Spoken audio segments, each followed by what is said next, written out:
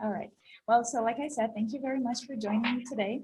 We're going to be talking about placement testing, and I have a lot of questions as well as potentially some answers as well. But I think the main objective for this webinar is actually to discuss and to bounce ideas off of each other and see what each program is doing. I'm very curious to learn about what your programs are doing as well.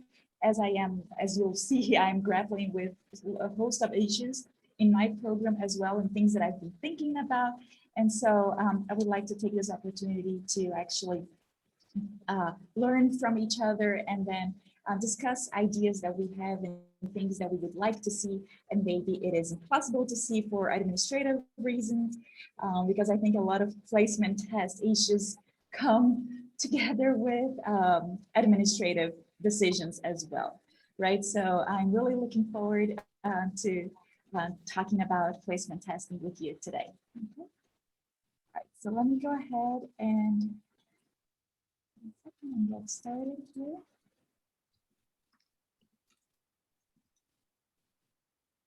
All right, so this is our 6th webinar, assessment literacy webinar hosted by the ELTSociety, and we have a sponsor this for this webinar, which is Spring International Language Center at the University of Arkansas in Fayetteville.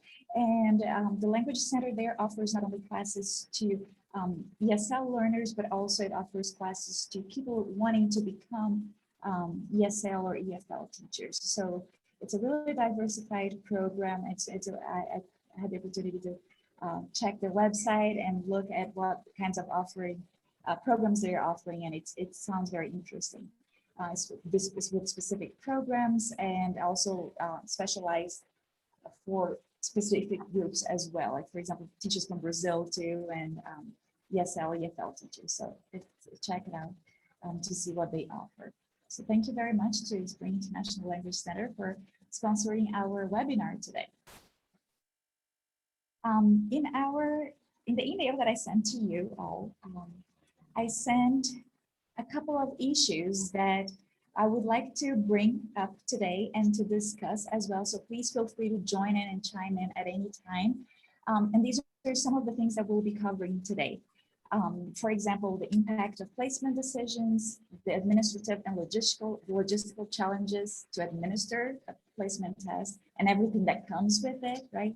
The need for quality control of placement tests, the content and the length, potentially using self-assessment as a tool for placement, and how assessment literacy, language assessment literacy plays into the decisions that we are making from all the way from deciding to either purchase a test or design an in-house test to grading and making informed decisions when it comes to the results. So what do you do with the results of this test, right? So these are some things that we'll be touching on today, and any other aspects that you would like to discuss and bring to the table as well. I'm very interested in discussing those as well if you have them. So let's get to it. And I want to start actually with the issues that I am grappling with, right? I don't know if you know, but I became the assessment coordinator here at CESO last year. And so I have been working with Eddie White, who was the previous assessment coordinator here, since I started teaching here at CESO in 2015.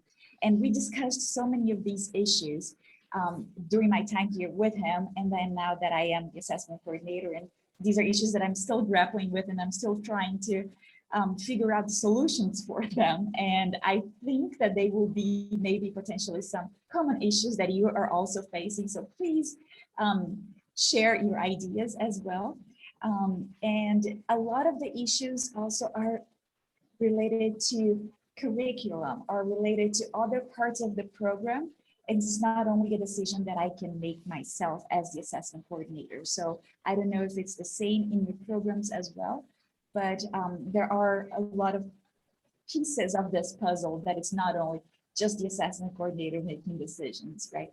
And these are things that involve other aspects of the program as well, right? Including financial matters. All right, so the first issue is, well, what is best both for the student and for the program, right? I think this is something that we need to have in mind when we're doing placement. We want the best for the student, but we also have to think about our programs, right? And this, we'll be talking about these issues as I go today. Should we link test content directly to the program's learning objectives and the curriculum? So should our placement test be directly linked to the program itself? Or for example, should it be just a general proficiency test, right? Now, when we're placing the students, should we take proficiency on individual skills into account and place them, for example, oh, you've scored high in speaking, you should go into speaking class in that level, and but you placed low in reading, so you should go to the lower level of reading class, which could become an administrative nightmare to have students in split classes, right? So should we do that? Is this the best for the student, and is this the best for the program? Should we place students based on their overall score on the placement test? Or should we place them based on their lowest skill score? Good questions. This is one that I've been thinking a lot about lately. Should we go, okay, you scored the lowest in writing, but you did really well in speaking. So that ended up taking your score up to like, let's say a B1 level in the CFOR, but your writing ability is not that good at all. So should we place you in the overall level of B1, or should we place you in the lowest level because of your writing ability? What is best for you, for the student, and what is best for the program, right? Should we be asking students about their preferred level of challenge? Should we be involving them in the process at all? How much flexibility should we build into our procedures in the process of placement, right? Should we give students a voice? Should we give teachers a voice? Should we allow a whole week for, okay, replacement? You can retest if you would like, right? Because we know that a lot of our students, and I'm assuming it should be the same for you in your programs, a lot of our students are coming from their, not now with quarantine, but like before they would come and then like the next day they would be taking a placement test, right? So they just traveled for like 10 hours on a plane and the next day they're here taking a placement test. So should they be allowed to retest, right? If a student is unhappy, so and then this plays into flexibility. If a student is unhappy with their placement, should we take that opinion into consideration or not? What about if teachers are unhappy with their students' placement? Should we take that opinion into consideration as well or not? So before I move on, these are some of the issues that I've been grappling with forever. And I don't know if I have come to the right conclusions or to the right answers, but before I move on, have you experienced any of those? Are these issues that you're also grappling with or your program is grappling with? Let me open up and stop sharing here and open up a little bit for discussion. Are these familiar issues to you? I think part of it is whether the IEP is a single track program or a multi-track program, because you can certainly operate differently when it's a single or multi. And the other issue is you also place differently based on the number of students you have. You know, if you have an IEP of 80 students, you're going to have more options available to you and the students than if you have 30 students. So those are, I think, some of the big issues in placement is actually when you don't really have enough students for the program, you know. Yeah, that makes it so much harder than when you have 500 students like we used to 5 years ago. Thanks, Barry. Anybody else? Are these issues that you've encountered? Jacqueline? Well, I think a lot of those issues are the very crux of the matter, aren't they?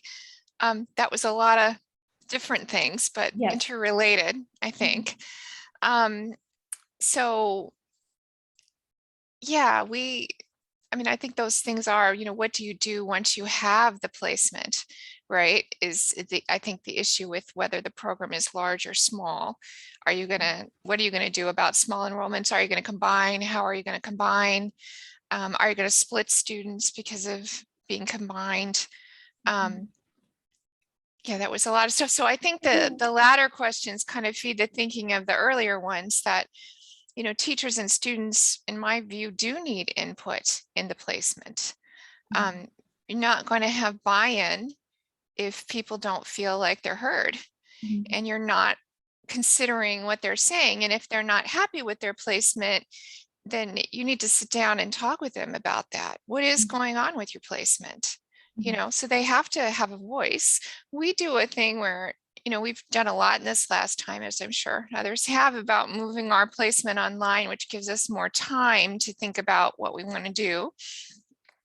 And whether we're going to split students or not and what that's based on.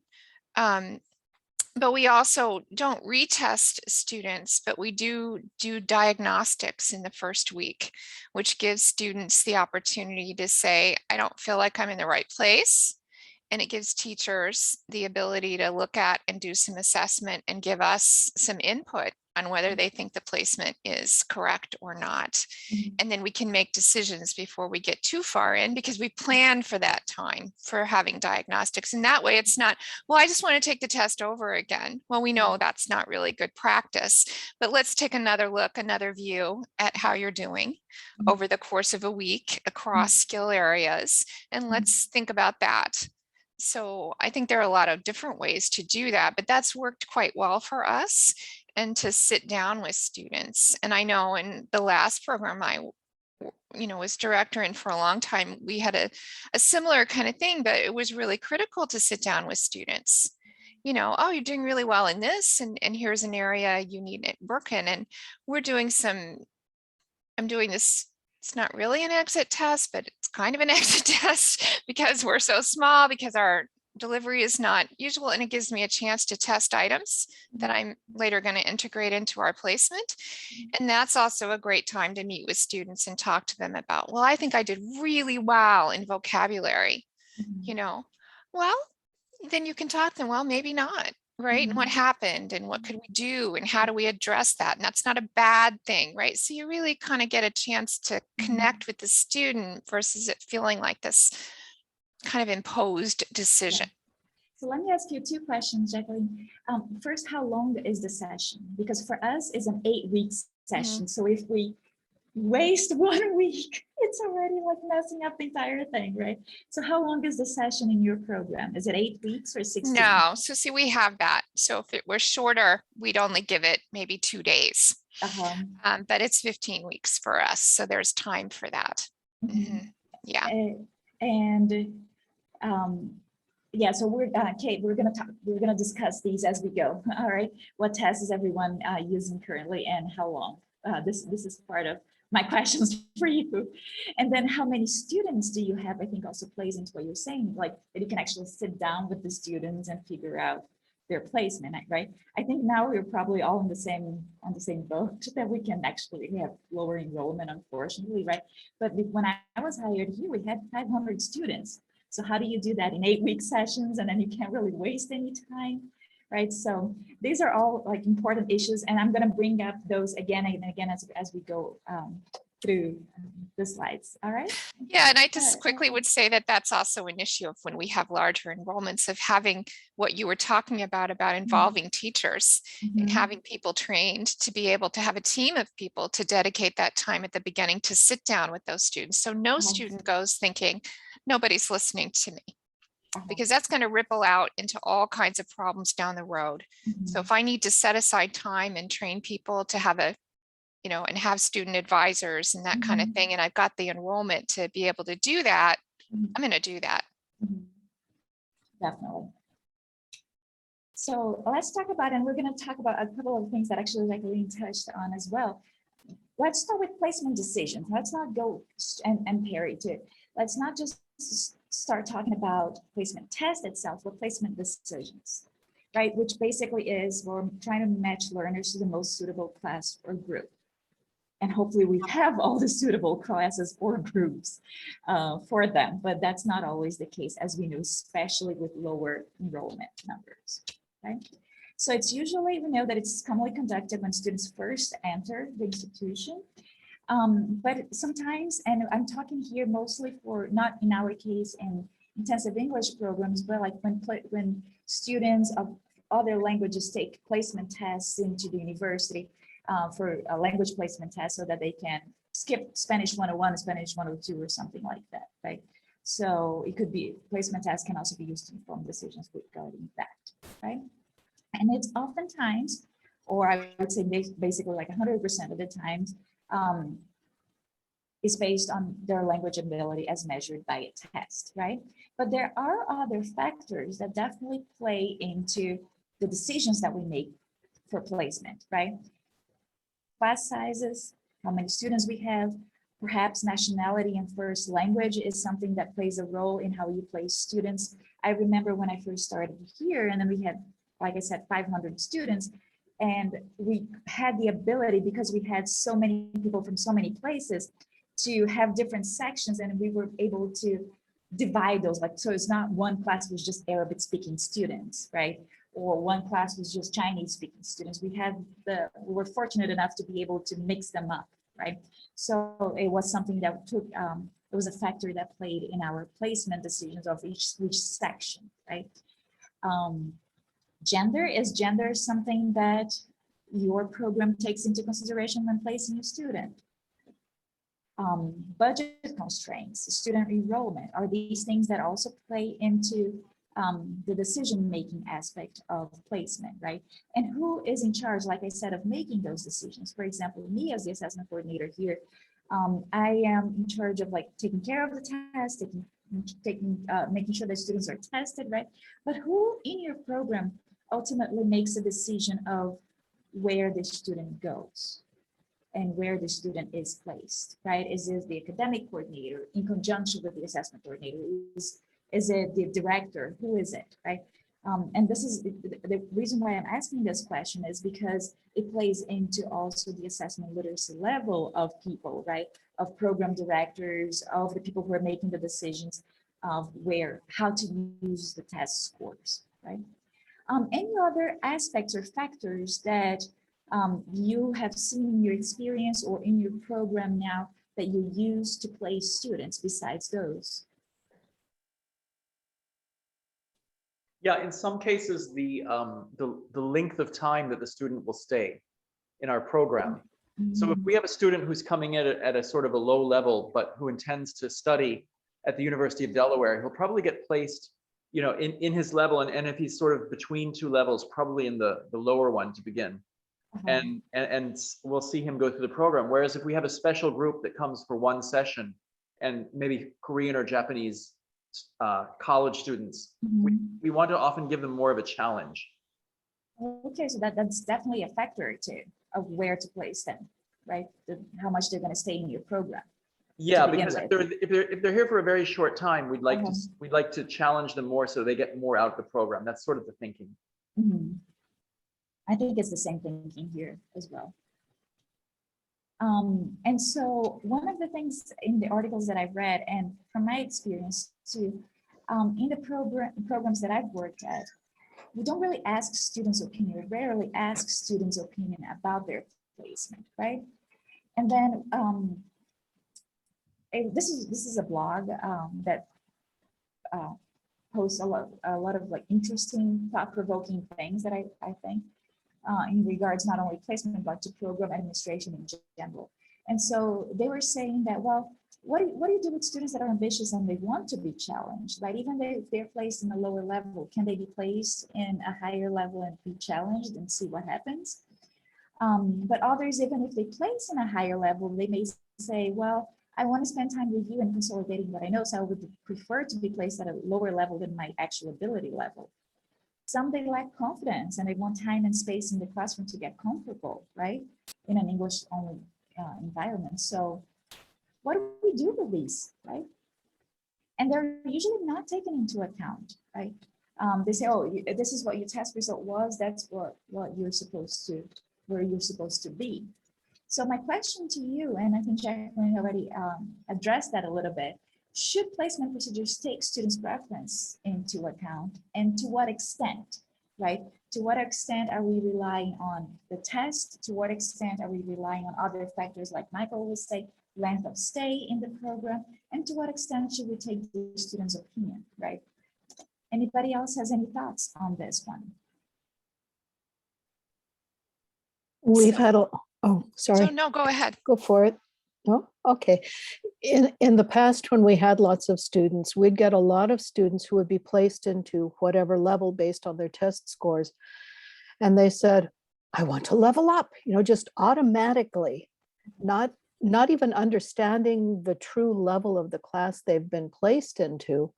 They want something higher. So That's usually the case, right? They always want to go higher. Yeah, more that than the other way. Uh-huh. But if too many of those people do go up, first you get an avalanche of people wanting to go up. One person wants to go up. If you let them, then, oh, I want to do that too. I want to do that too. I want to do that too. And then it changes the level of the class that they go into. I mean, you have students who really shouldn't be in that class, or whose ability isn't really ready for that class. So it can really mess up the classes. So we have a very strict procedure for, making people take an extra test, prove their ability before they can go up. Mhm. The students don't always want what's best for them, I think. Or they don't always know what's best for them, This is true. right? Yeah. Or maybe money is a factor. Like if they move Mhm. up, then they're going to spend less time in the program, therefore pay less money for the time that they're going to be here studying English, right? So that's Yeah. also another factor that plays into it, right? That's what they think anyway. Marla, can I ask you a question? Uh-huh. You mentioned giving them a test, those students that Mhm. say, I want to go up. What kind of test do you all give them? It's a written test. Well, okay, for written skills, it's a written test. It's separate from the placement test. The placement test has all of the skills in it, of course. And the level change test, we have a separate one for grammar, for an interview, for speaking and listening, and whatever. So they get a test for that skill, so that if they do really, really well on that test, then they might move up in that class only. Maybe they're moving up in speaking, but not in grammar and writing. Mhm.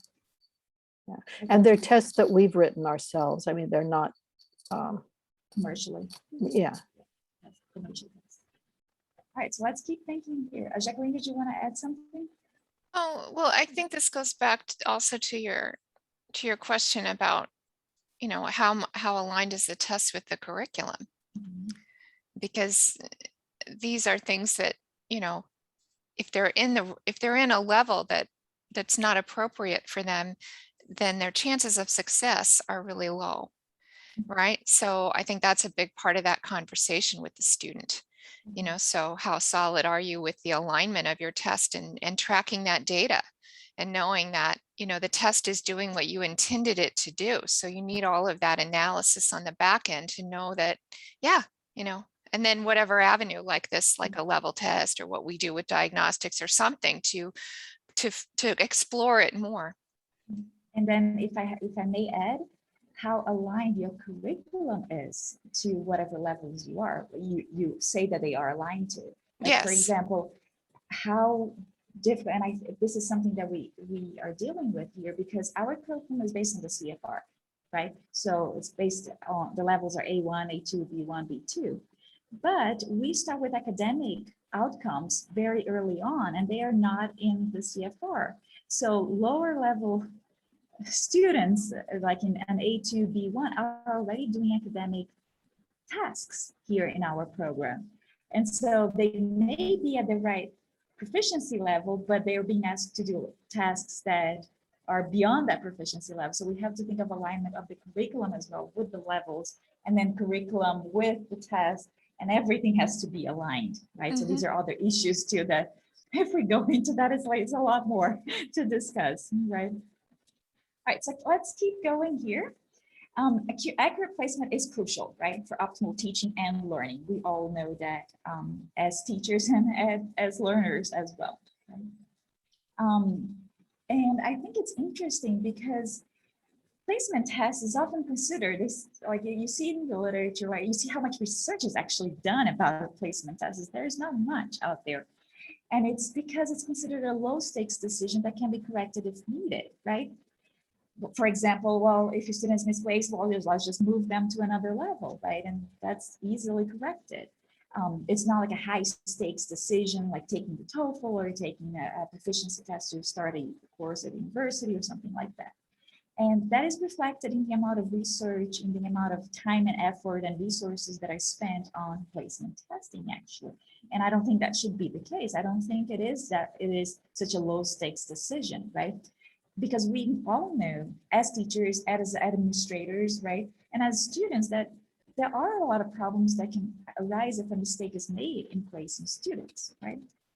For example, I think Beckman was the one that first talked about these false positive and false negative errors, right? When a student is placed into course above their actual level, but also when they are placed in inappropriately low levels as well, right? And the consequences can be negative, right? Inefficiency of teaching and learning, then you suddenly you have a class with multiple levels of proficiency, even though they all placed into that level. And dissatisfaction, right? Not only among the students, but also among the teachers themselves, right? So let's go into the placement testing itself, right? And I think this is the question that we want to answer when we give a placement test. What is the level of our program at which the student is likely to thrive and make the best progress, right? That's what we want to know when we give a placement test. And then when we make our placement decisions, right? Are we making our placement decisions based on this information, right? Or do we have to take into account other things? And like I said, and I'm going to go back to what is best for the student and what is best for the program. Can we do something that will combine both, right? Can be best for both parties, right? So let's discuss the content of placement tests. And this is something that I'm very eager to know about what you're doing in your programs as well. So basically we have two choices, right? A test of general language proficiency, and these are usually commercial tests that a program will purchase, and a test that closely reflects the content, the curriculum of the program, the student learning outcomes, and these are usually in-house tests. So let me stop sharing here for a second, and so that I can hear from you. What kind of tests are you using in your program? Is it a locally made test or is it a commercial test? Yeah, we use our own test. Your own test, and who developed it? Prior coordinators developed the test. Mhm. And since I've been here, we've been focusing on other elements of assessment. So during this time, we transitioned to the online format and we're testing new items, but not quite ready to do them, but yeah. All right. So in-house test. Kate, how about you? In your case, and then both. Yeah, I'll start and then Nan can certainly fill in. We use the ITEP commercial test. We switched from Michigan, I think it was the ELTSociety years ago, to the ITEP, and it took us a little while to get used to the change, but we really like it because of the ability to see their writing. We like it because we can hear them speak, and we couldn't before. So that's a great advantage. And of course, the advantage of having it scored and the scores returned quickly without our using so much manpower. That's a big boon. But we don't just rely on the scores that we receive. Nan and I really look very carefully at all the scores. We look at almost each student these days we can. And then we kind of put our own spin on a score or two if we need to. Mhm. And how hard or how easy was it to define cut scores to match your program? Well, I think when we switched to the ITEP, determining cut scores was really difficult because we really didn't know what their data was telling us. This test has gives an overall score report, but it also gives individual score, numerical scores and qualitative scores for each domain. So it makes it really, when we first saw the data, we really kind of were scratching our heads because we didn't know what we were looking at. So it took us a while to get accustomed to a way into looking at the data. So now, as Kate said, what's really an advantage to using this test is that we can actually see writing samples and we can hear speaking samples. And that really enables us to say, well, yeah, this student isn't going to make it at level 6. It's going to be better placed at level 5. But I think a lot of it also has to do with the purpose of the program, the overall purpose of the program, and the conditions through which students are admitted. So all of our students, well, not all, but most of our students are conditional admits to the university, and they have to complete our program in order to matriculate. They come with a plethora of preferences and financial situations. For example, we had one student who was a Saudi student sponsored by the Saudi government, and the Saudi government was going to give him 3 semesters or 2 semesters of study. I can't remember which. And he placed into our level 6 classes. Which is the highest? He didn't want, yes, but he didn't want to do that because he would have had to go right on to university and he would have lost a semester of language study because the government was paying for that. So he had 2 choices. He could intentionally fail the course and then repeat so the government would continue his language study for another semester, or he could go down a level, and he chose to go down a level. It was way too easy for him. He wasn't really challenged at all. And it poses a challenge for the teacher as well, right? What do you do with a student that It is? was. So I think, and it's a lot has to do with the way your program is structured. For example, what I'm hearing from some of you is that it sounds as if a student could be in one level writing and another level speaking, but our program is not constructed that way. We have to place in an overall, from an overall sense of where the student is, because if you're level 5, you are in level 5 reading, speaking, listening, and writing. So you're just in the same level. We can't have a student taking level 5 listening and a level 6 writing, for example. So that also has a great deal to do with how our decisions are informed and they're made. There's so many factors, right, that play into deciding where the student is going to go, definitely. Michael and Marla, are you using in-house tests or commercially developed tests? Who wants to go first? Okay, I'll go first. Go ahead. Okay. For placement, we use the Michigan test, the ancient one. And every now and then I tell our director, shouldn't we move to something a little newer? And his basic opinion is, this is giving us predictable groups that fit into our, it works. So let's not change. So we've still got it. At least we did when we were on ground, now we're online.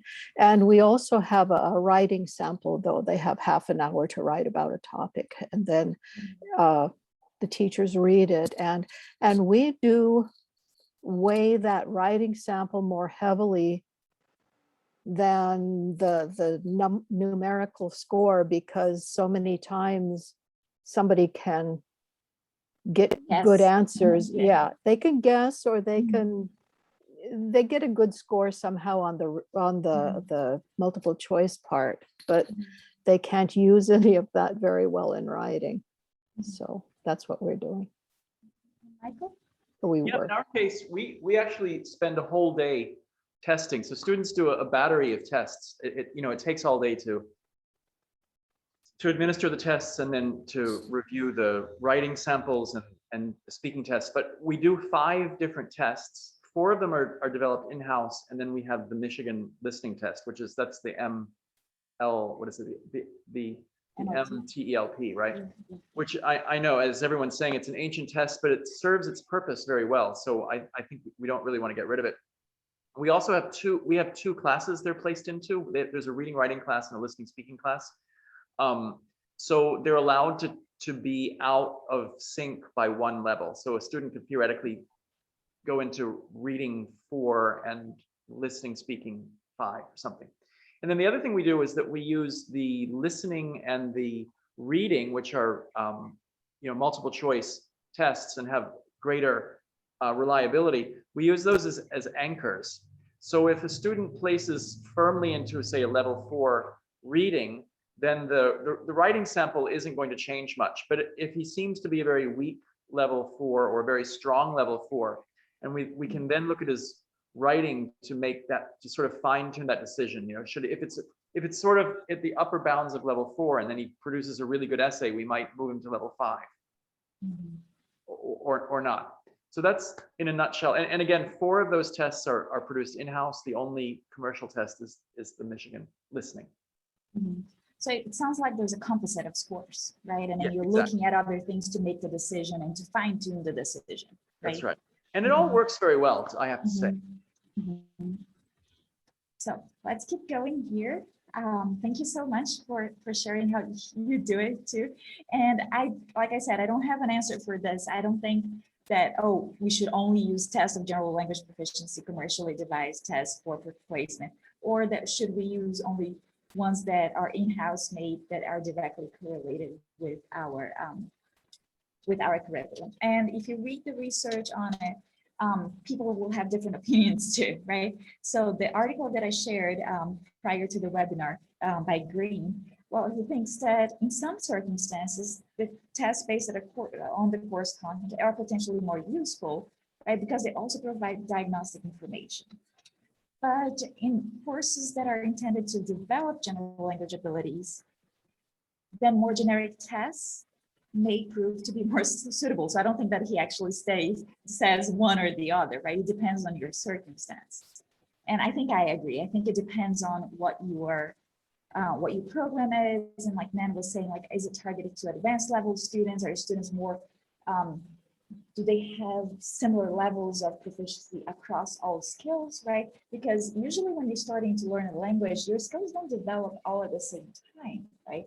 And so, but the more advanced you are, the more likely that you will have sort of like, it's the same range of proficiency across all skills, right?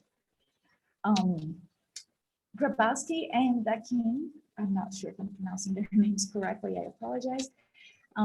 They do affirm that it should be designed with a particular course of instruction or curriculum in mind, right? And should directly reflect the type of course content. And should also correspond to the range of ability of the students in the program itself. And I think Nan touched on that, right? So what are the levels of the students in your program? What is your particular audience? And then go from there, right? So like, for example, here in our IEP, we don't go all the way to C2, right? Our program is devised all the way to B1 plus B2, low B2, right? So we have to keep that in mind when we are deciding cut scores, right? And deciding how to divide, how to place the students in different levels. In that blog that I told you about that I go to for like reading and thinking about things, one of the things that they were saying about commercially available tests, right? It gives indication of the student's overall proficiency, but they will not tell you, of course, which of your program's learning objectives students have achieved, right? Your specific objectives. And this is something that we're dealing with here because we have objectives that are like writing an essay or things like that, or do a research paper, that the language proficiency is not actually telling us if they have achieved that particular learning outcomes, right? And so including a writing assignment, which looks like what everybody's doing pretty much, and we do to here too, or an interview, right? That could solve potentially or help decide, make the decision, right? That is more related to your program. But then when you mentioned, oh, the Michigan test works, right? And it gives an idea, right? And the test that we've been doing, right? Well, because I think over time, then you have that familiarity with the test and how the scores, and usually, okay, students that have X score typically do well in this level. So you have that knowledge, but I think that is built over time with familiarity with the test itself, with familiarity of the curriculum and the levels of your particular program, right? And most of the time, the tasks that we see in placement tests are interviews, essays, and multiple choice questions, and a combination of the above. So I think even if we do use commercially available tests, then we are also supplementing that with other types of tasks, right? This is at least that's what we do here. The research says that indirect tests of language ability, so the ones that are not testing direct performance, right? Closed tests, dictations, I don't know, like I haven't seen a test with dictation, but this was in the research too. And tests of grammar and vocabulary, they appear to work well for placement tests. But we all know that just simply being able to choose the answer in a multiple choice item, right? Or filling in a gap is not the same thing as being able to actually use that form appropriately in writing and speech. So I think that is why we tend to supplement, right, with these types of performance tasks, right? Writing and writing an essay, and then doing interviews with the students. And then like Nan and Kate, you mentioned, you get the sample for their speaking with the ITAP test as well, right? So you were able to see their performance and not just guessing, or it's something that could be the result of guess or the result of somebody being very good at taking tasks, right? That could also happen. So I think a combination of methods is what is the best for making decisions, making placement decisions. And when it comes to length, then and I think this is something that we see across the board when it comes to assessment, right? Greater accuracy if you have more tasks and that reflect a variety of skills, not only for placement tests, but classroom assessment in general, right? The more tasks you have, different tasks that represent a variety of skills, the more accuracy and the more reliable your scores will be of what the student can actually do with the language, right? The longer the test, the more likely it is to be accurate, sensitive, and diagnostically useful. But it is also more challenging to develop, more expensive, and time-consuming to administer and score, right? And is also more difficult to maintain over time as new materials and new test versions become necessary. So a quick question to you. Do you have different versions of your placement test, or do you always use the same placement test every session? Same one. The same one every session? Yeah. So we're not Same thinking that one. students, so we're not thinking with test security or cheating. Do you think this happens at all with placement tests? Well, Like our once, test has different, our test has just different versions, and I believe the objective part of it, the questions are scrambled. So the order of the questions is scrambled. is it also adaptable? I wish I want to learn. This is one thing that I want to learn more about AI and test development and see if the tests are adaptable. Like, for example, if a student, say, is getting correct answers at this level, and then they're shown different questions to see how much they can go. No, it's not set up that way. We've encountered that in some cases. We've used a first year writing text for our highest level classes, and that had an online component that was built that way, that if the student had a question and was answering several correctly, they would go to another level of difficulty. But no, they're not like that. Perry? Yeah, since I'm the chairman of ITEP, and I did not pay to have these nice comments made about ITEP, and I thank you for them. But no, the test is not adaptable, and adaptability it can be. It's expensive to do, for one thing, and complicated to do, and it can only be done, I think, effectively when you're testing certain areas. For example, if you have a multiple choice test, or if it's a physics test or a math test, it's very easy to do. But with an English language test, I mean, what's an adaptable listening section of the test? What's an adaptable writing section of the test? I think it's sort of meaningless. If it were the grammar section only, yes, that would be. It would be time consuming to develop, and whether it would be worth the time and effort, we've determined it's not worth the time and effort to do it. And the reason why I'm saying this, and because I worked at a school in Brazil, at a language school, their curriculum was very grammar oriented, right? And so the placement test was basically asking questions with different grammar tenses and structures, and you would see how farther the student could go and answering accurately. And you could do that with grammar, right, or vocabulary, right?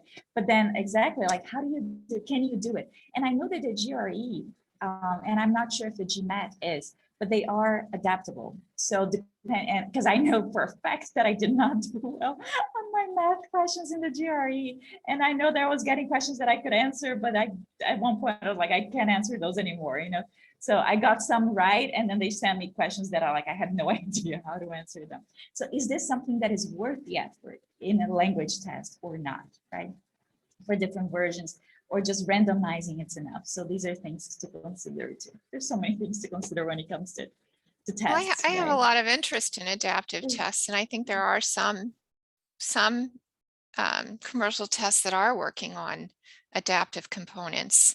And I think with grammar and vocabulary, and also with reading, you know, if you've laid out your table of specs and you look at the Lexile level, that there are possibilities for that, and that all three areas, I mean, yes, I think, of course, with speaking, with productive tasks, that's you know, but there's also an area of that as well. I mean, if you're asking very simple questions in a speaking in a test, and the student cannot answer it, you know, often it's just kind of painful to go on and ask them much more complex questions, you know. So I think there's a lot of, actually for me, there's a lot of possibility. I realize it's a very expensive and time consuming proposition, but it also addresses this issue of length, of testing fatigue, of getting at what we're really interested in seeing. So I think it's really with AI and with, you know, online testing, we really have some possibility. And if we do invest as a field, you know, eventually that cost will level out, one would think. So I feel like it's got a lot of exciting potential. There is potentially, and depending on how you do it, right? Yes. I think it does have a lot of potential. I agree with you. All right, so then that brings me to exactly what I wanted to talk about: administration and logistics and money and effort and time and resources and research into placement testing, right? This is the last part. So because it is considered a low stakes test, not only by researchers also, which I don't think should be the case, does your institution prioritize or have the resources to support test development, complex administrative arrangements, or rater training, right? And how much is it willing to do that, right? And is it concerned with the quality used? Or because it has to be something, it's a test that it has to be done quickly because you have to place the students, start the program right away. How concerned is your institution with placement tests, right? As opposed to summative final exams or classroom assessments, right? So where does it rank in the range of assessments in your institution, right?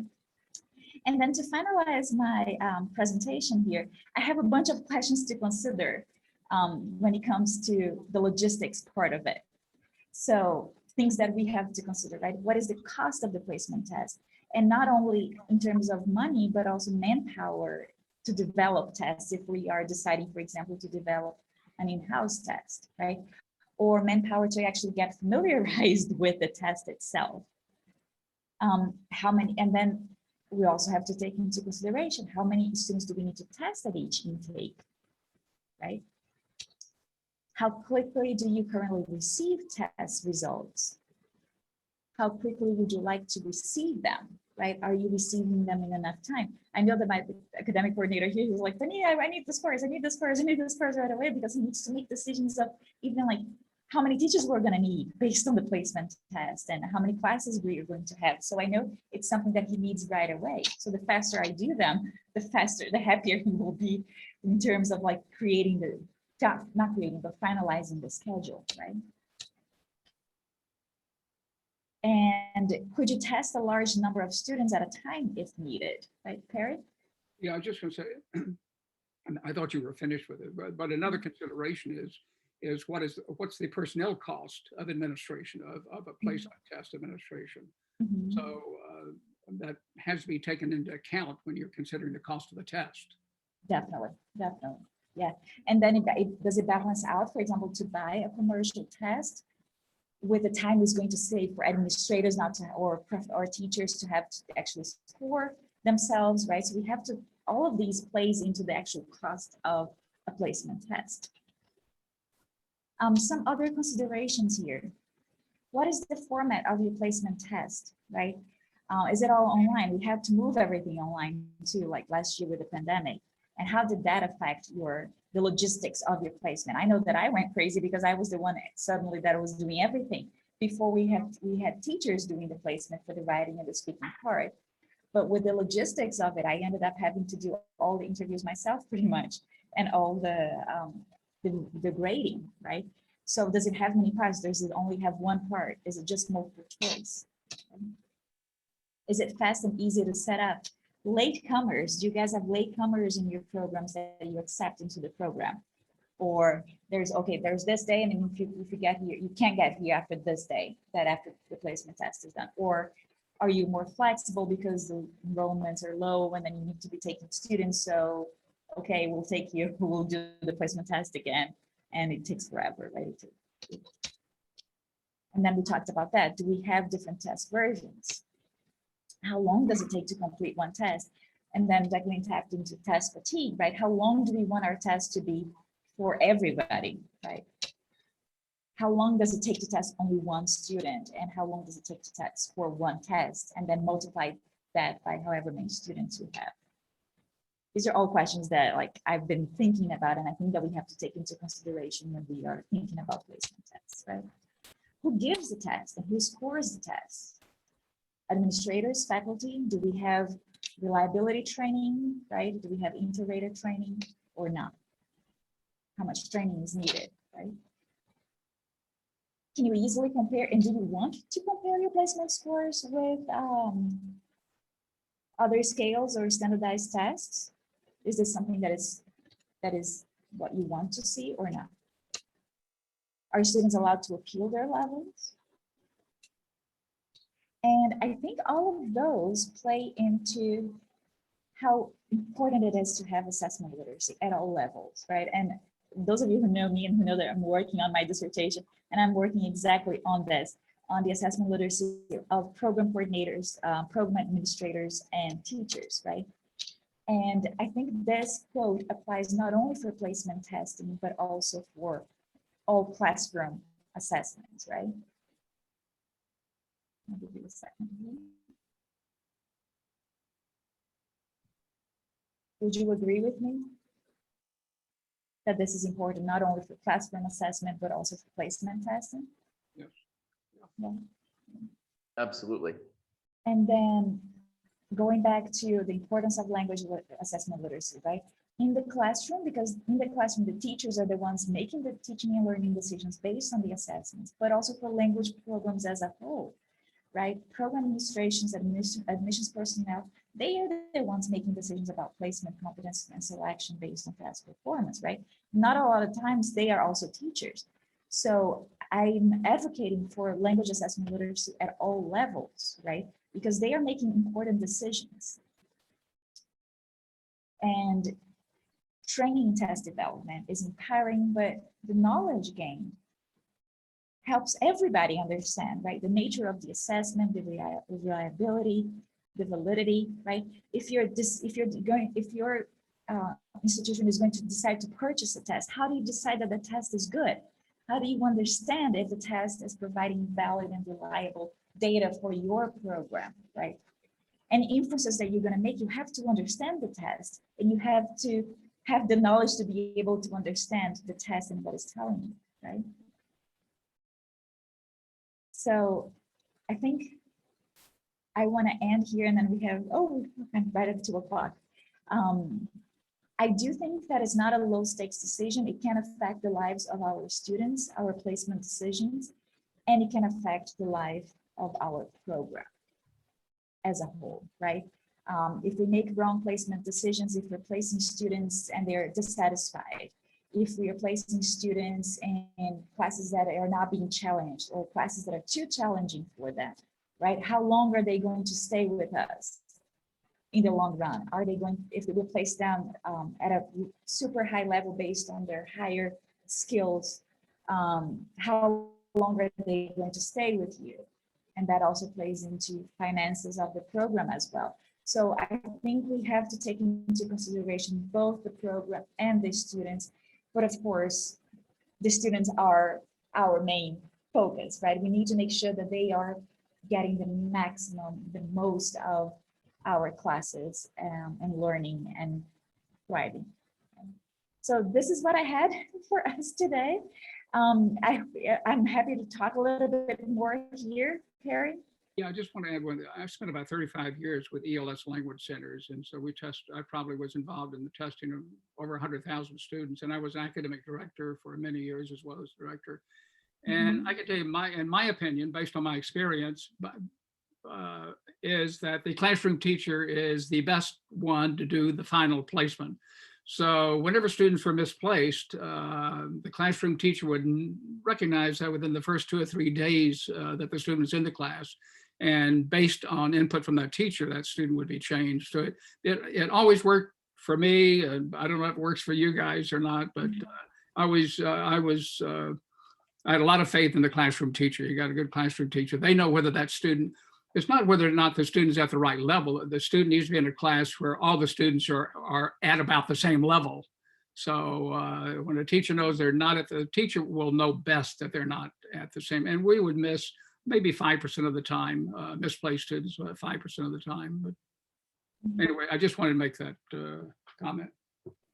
And what do you do if they are in, like, they're misplaced in my class, but they're not at the other class that is at the same level? So what do you do with that? I just say that again. I didn't quite get that. So, like, for example, I'm a speaking teacher and an oral communications teacher, and then my student is definitely like misplaced in this level, right? So I recommend that he moves up. Will he move up in all skills or just in my class? He'd move up in all. At ELS, we never had at least when I was there, we never had a multi-track system. It was a single track system. And so the student would go from level 4 to level 5. And you know, there are issues with single track systems. I know what they are. And we all recognize the issues with it, but it's what we had and what we used and what many still use today. It's not ideal unless you have, unless you have probably more than 60 students. A multi-track system is very difficult to maintain financially. They just can't do it. There's so many things that you have to juggle. Yeah. Right? Yeah. So the thing you always think of is what's best for the student. That's what you look for. What's best for the student, and do the best you can with what you've got. Yes, definitely. Anybody else? Some last comments? No. Well, thank you very much for joining me today. I hope I answered some questions. Maybe I even gave you more questions to think about and to consider. I am certainly still like thinking about all of these questions and knowing for a fact that some of them can be solved and some can't be solved due to size of the program and other aspects that are beyond what we want for the best for the students, right? And so we may have the ideal placement test, but we certainly do not live in an ideal world that we have the ideal circumstances and everybody could be placed exactly where they are at their level. So we have to do the best with what we've got, right? Thank you very much. I will share my slides with you. And if you do have other input and we didn't have time to cover, please respond to the thread and I would be happy to like comment and ask more questions too. I think it's important that we learn from each other's experiences as well with different programs too. Thank you very much. Thank you. Go ahead and stop. Thanks, Tom.